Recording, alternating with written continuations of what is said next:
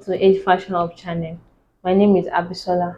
Today I'll be taking you on a class on how to cut a shirt with yoke.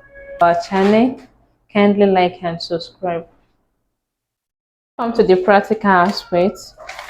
So we are making use of brown paper for the cutting of the shirt. We are making use of brown paper. Where these our measurements are going to use for the cutting of the shirt. We are making use of these measurements.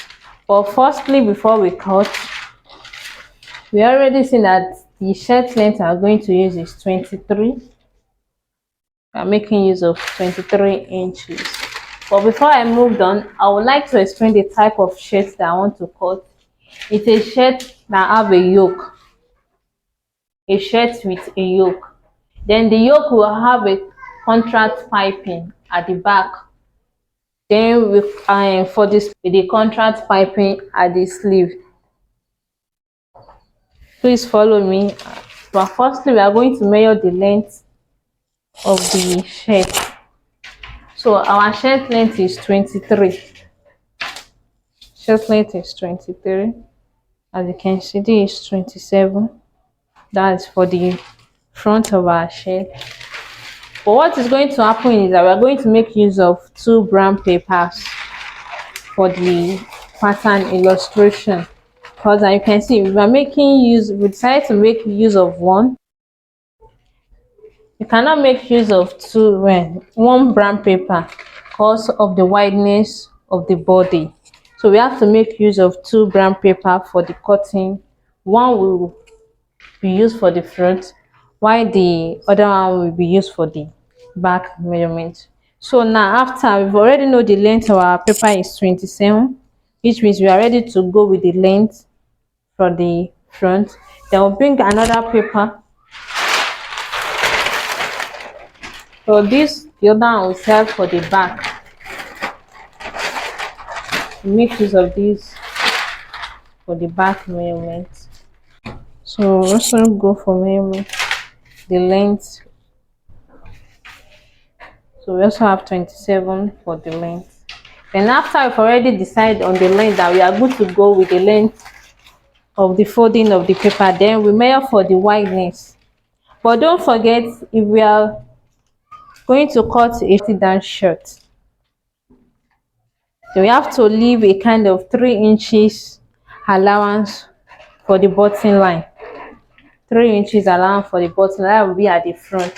Since we're making use, you can make use of any paper. So far it's of the same length. You can make use of this, you can make use of the other one. After deciding the length, so we go for the wideness. We can remember the bust of the measurement we are going to use is 34.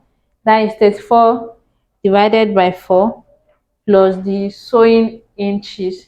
It will give us 10.5. So we measure for the 10.5. This is the 10.5, that is 10 and here. So we measure for the remaining as well. We still have like 9 inches to go. For that 9 inches, we remove 3 inches. We still have kind of 6 inches. So in that aspect, we have to refold our paper. So we are going to be doing as if we are making use of a cloth. So we don't want to waste. We are not going to waste our clothes. So we have to fold in order to ensure that the cloth is not wasted. So for now, we are making use of paper. So we have to make sure that the paper is not wasted. So measure for the wideness of the cloth again. That is 10.5. Then plus the 3 inches, that is 13.5. Still have a kind of 1 inches excess, so we try to refold. So we measure again to check. So 13.5, we are good to go for the wideness of this.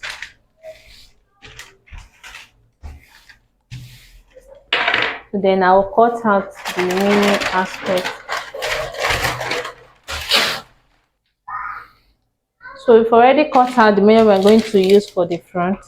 So this is our front. With this our front, we're going to measure 3 inches for the button allowance.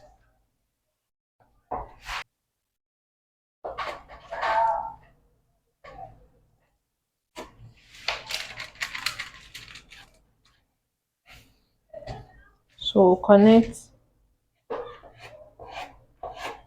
the line together. So after connecting, this is for the front. Can label it front. Making use of paper. You can decide to fold or you can decide to leave it. It depends on your choice. So this is for the back. This is for we all know that the back will not have allowance for the button. So we are going to make use of the wideness only, the body wideness without the allowance of the button, because there is not going to be button at the back. So we've already calculated our wideness is 10.5 for the bust. We have to fold it to 10.5. Since we're making use of paper, we have to be very careful because of the paper.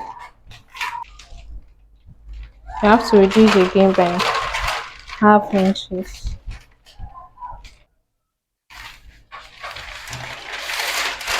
So after getting the exact length that we want without us wasting any of our paper, we are going to fold and cut out the remaining parts that we don't want to use. This can also be considered as saving of clothes for another thing. So if you are making use of clothes, this is how you're going to make, so that this remaining part can be used to cut maybe the sleeve or the yoke. So now after cutting out, this is for the back. We label it back. So this is our back.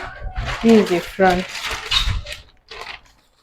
So what we do is that you have to lay the back on the front. You have to lay the back on the front.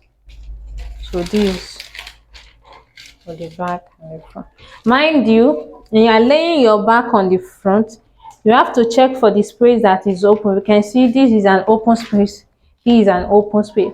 But if you want to lay your back on the front, you have to lay the place that is not open on the button line. You can see the one that is open have to face, go directly to that place that is not open, and you have to be like this.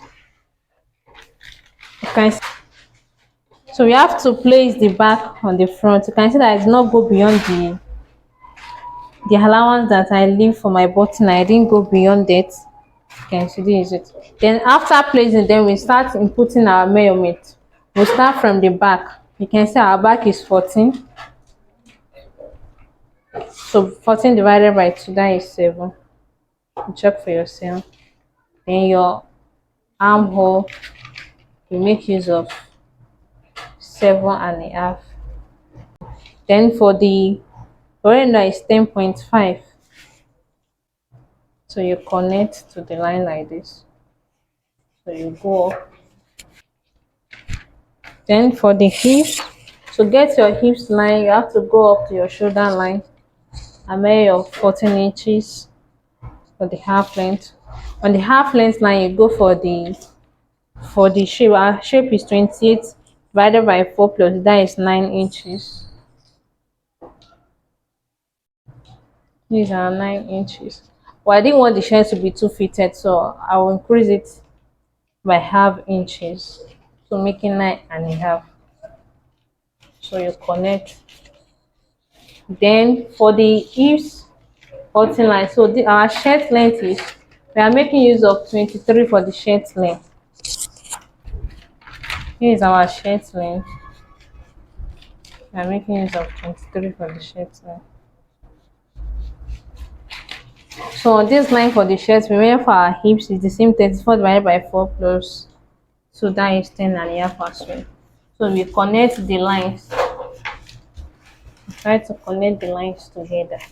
Then you go back to your armhole and you go up by 1 inch here. So try to connect back to your.